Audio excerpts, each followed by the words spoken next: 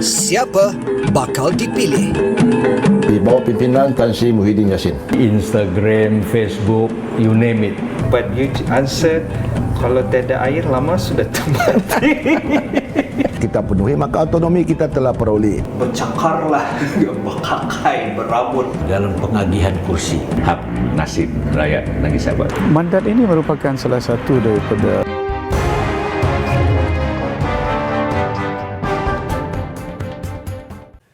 Sejak peralihan kerajaan pada Mei 2018, politik di Sabah tidak pernah stabil dan kedudukan kerajaan negeri sentiasa dipersoalkan termasuk secara perundangan. Dan sudah pasti, isu lompat parti dalam kalangan wakil rakyat di negeri berkenaan sedikit sebanyak menimbulkan rasa muak pengundi yang kini terpaksa keluar sekali lagi memilih wakil mereka. Lalu timbul persoalan, mungkinkah senario itu akan memberi ruang kepada blok politik ketiga yang menawarkan pilihan yang baru kepada rakyat, khususnya kemunculan pemimpin muda dengan platform yang berbeza.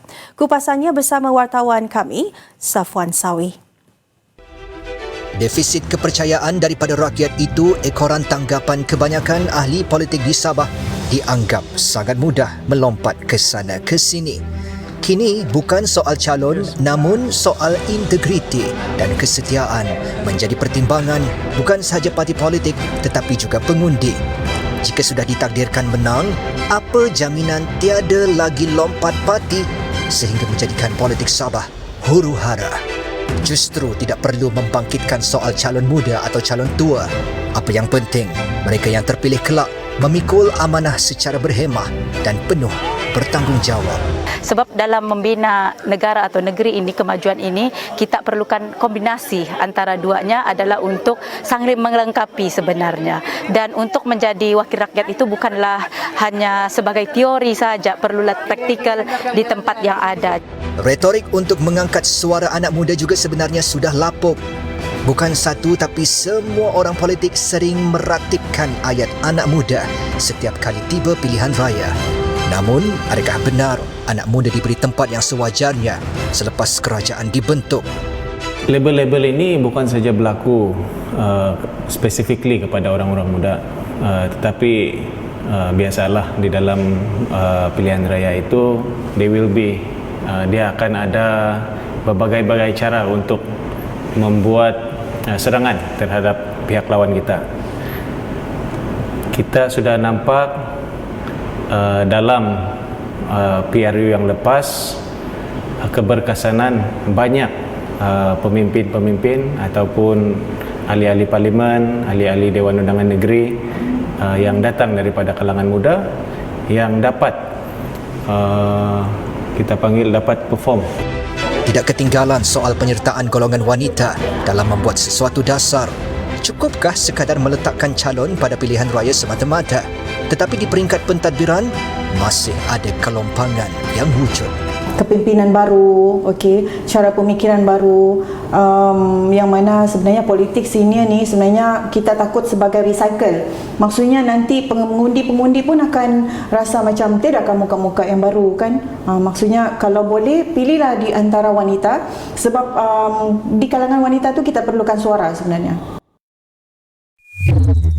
Kini, cabaran untuk pilihan raya negeri Sabah adalah bagi membawa seberapa ramai pengundi muda untuk pulang menunaikan tanggungjawab mereka. Ia lebih mencabar berbanding PRU ke-14 lalu, ekoran kos pengangkutan terutamanya bagi yang bekerja di Semenanjung. Ingin mengumpulkan sumbangan daripada orang awam bagi mengurangkan atau meringankan beban anak muda ini untuk balik mengundi ke Sabah. Jadi kami berhasrat dengan adanya pulang mengundi ini, lebih ramai anak muda akan turun, akan berpartisipasi dalam proses demokrasi negara kita dengan syarat turun mengundi. Apapun, anak muda memerhati dan menilai. Tidak sekadar jago di pentas ceramah politik, tetapi ke mana Sabah hendak dibawa dan di mana kedudukan Sabah berbanding negeri-negeri lain. Safwan Sawi, TV3.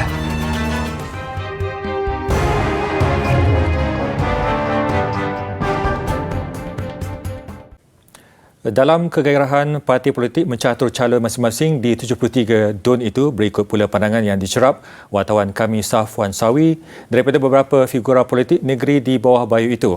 PRN kali ini bakal menyaksikan pertandingan lebih daripada 1 lawan 1 dan ia sebenarnya bukti kematangan politik di Sabah dalam merencana hala tuju negeri. Apapun penentu kemenangan masih berpaksikan kepada soal suku kaum, etnik dan ideologi parti tempatan.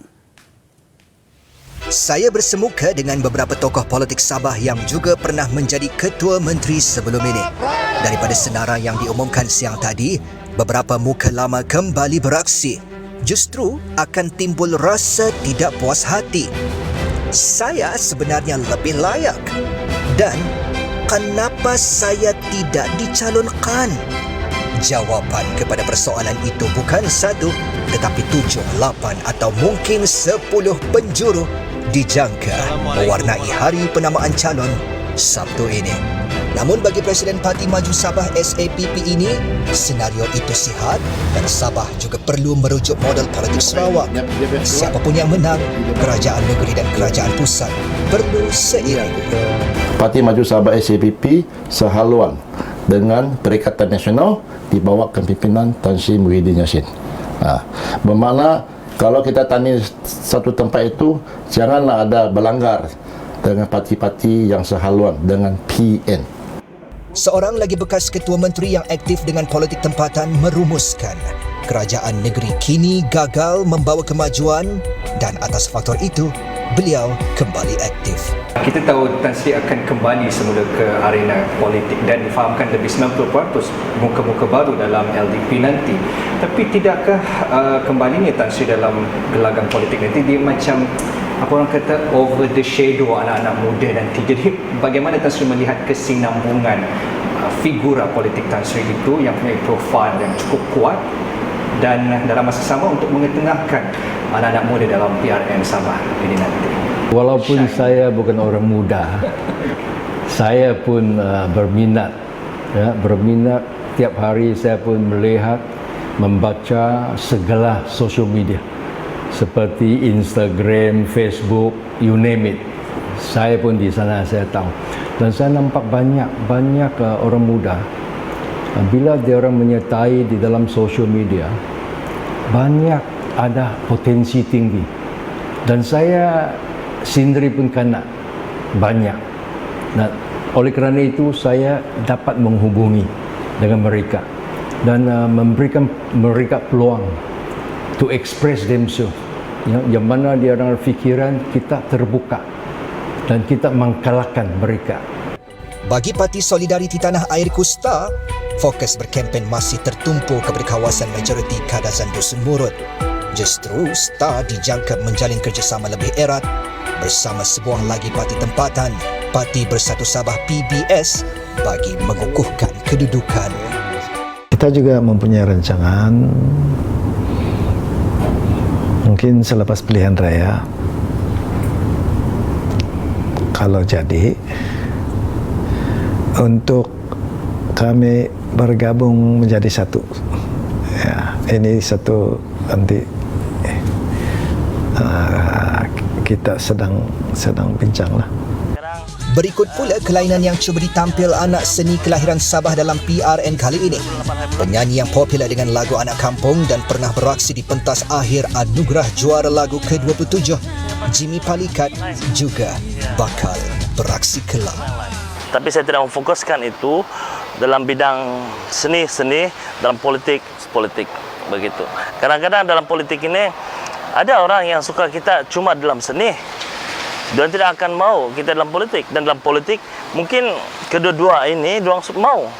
Jadi itulah oleh kerana saya dari seni ke bidang politik, mungkin ini satu cabaran yang hangatlah.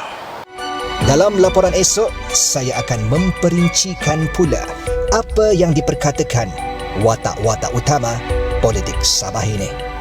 Safan Sawi, TV3.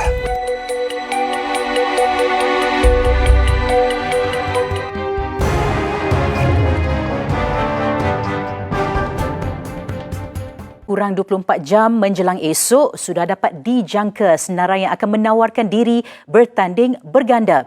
Dalam pada itu, isu hak-hak Sabah autonomi Perjanjian Malaysia 1963 dan isu pendatang asing tanpa izin antara yang akan mengisi intipati kempen. Apa aspirasi, strategi atau senjata rahsia akan diguna pakai?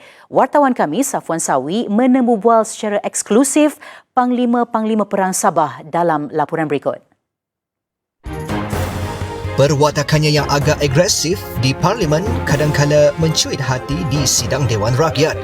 Di sebalik ketegasan itu, beliau tetap tenang berdiplomasi dengan rakan sekutu di dalam Perikatan Nasional maupun dalaman partinya sendiri, Barisan Nasional. Datuk Seri Bung Mukhtaradin tidak lagi toleh ke belakang dan mahukan perubahan kerajaan negeri dengan tawaran lebih segar agar Barisan Nasional terus relevan di hati rakyat.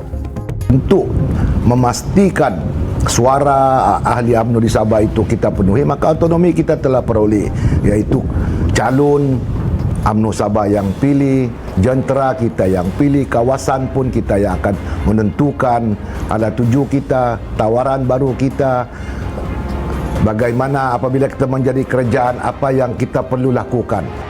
Benteng pertahanan PN pula menjadi lebih kukuh bersama Bersatu Sabah di bawah pimpinan Datuk Seri Haji G. Muhammad Noor. Mengambil kira keupayaan Bersatu berjaya berdepan kemelut politik Pakatan Harapan yang tumbang sebagai kerajaan persekutuan, mengapa tidak kerajaan negeri Sabah untuk PRN kali ini? Sedia maklum dalam PN ada STAR, ada PBRS, PBS, ada SAPP dan ada lagi beberapa lah sekutu dalam Perikatan Nasional. Jadi kalau orang Sabah bilang bercakarlah, berkakai, berabut kalau adik-beradik makan ni kan. Jadi Bersatu Sabah sendiri bagaimana dalam meja rundingan dan kesepakatan atau pembahagian kursi itu menjelang pilihan raya negeri Sabah ini nanti? Dalam hal ini kita bersatu mempunyai satu pendirian yang menghormati rakan-rakan kita dalam Perikatan Nasional dan juga komponen-komponen parti yang lain yang sama-sama dengan kita.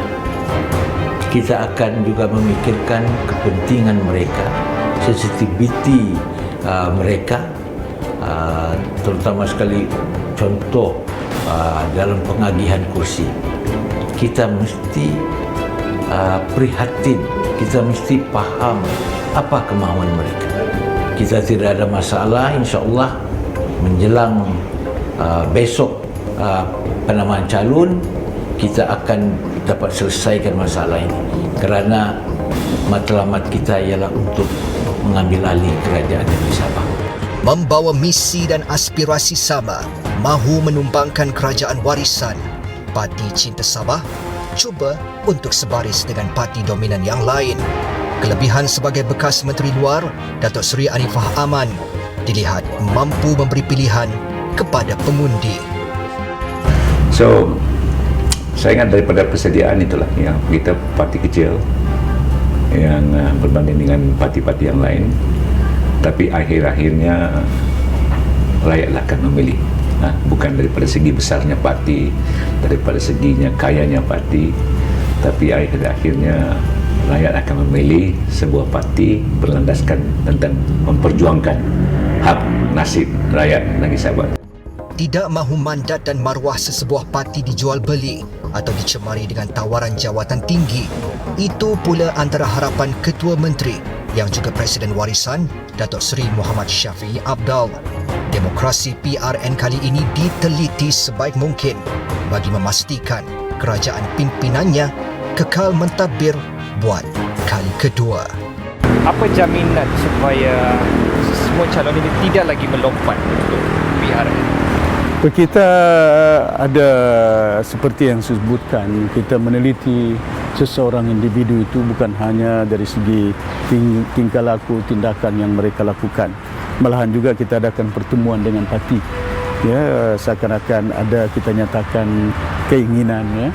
Semboyan gendang perang sudah bergema. Gegak gempitanya sudah terasa. Bijaklah memilih demi masa depan anak cucu cicit kamu orang. Safwan Sawi, TV3.